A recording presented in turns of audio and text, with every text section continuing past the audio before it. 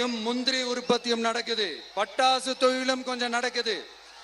ஆனா இங்க இருக்கிற இந்த தொழிலையாவது மேம்படுத்தலாம்னு இந்த கவர்மெண்ட் ஏதாவது யோசிக்குதான்னு கேட்டா ஜீரோ தான். ஏற்படுற மாசுபாட்டுல இருந்து மக்களை பாதுகாக்க என்ன நடவடிக்கை எடுக்கப்பட்டிருக்குன்னு தெரியல. கொண்ட சோழபுரம் கோயிலை முறையாக பராமரிக்கணும். ஜெயங்கொண்டத்தில் ராஜேந்திர சோழனுக்கு மணிமண்டபம் அமைக்கலையே ஏன்?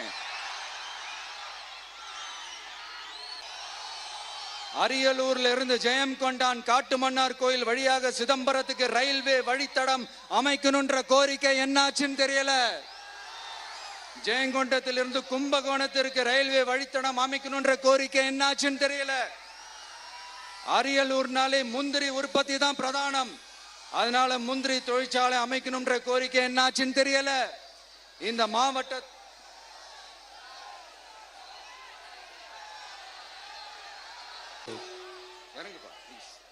அண்ணா அது சாஞ்சி போயிடுச்சுண்ணா, இறங்க சொல்லிருங்கண்ணா.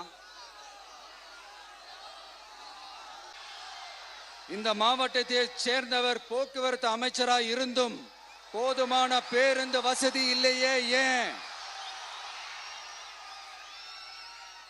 என்னடா இவன் வந்ததுல இருந்து கேள்வியா கேட்கிறான், இவன் வந்தா என்ன செய்வான்னு கேக்குறீங்க அதானே? தீர்வை நோக்கி போறதும் தீர்வை காண்றதும் மட்டும்தான் நம்ம டிவிக்கோட லட்சியமே. நம்மளோட தேர்தல் அறிக்கையில இதுக்கான விளக்கத்தை ரொம்ப தெளிவா சொல்லுவோம். ஆனா அதுக்கு முன்னாடி அதை செய்வோம் இதை செய்வோம் இந்த பொய்யான வாக்குறுதிகள்லாம் எப்பவுமே கொடுக்க மாட்டோம். எது நடைக்கு சாத்தியமோ எது உண்மையோ அதை மட்டும்தான் கொடுப்போம். ஆனா அட் த சேம் டைம்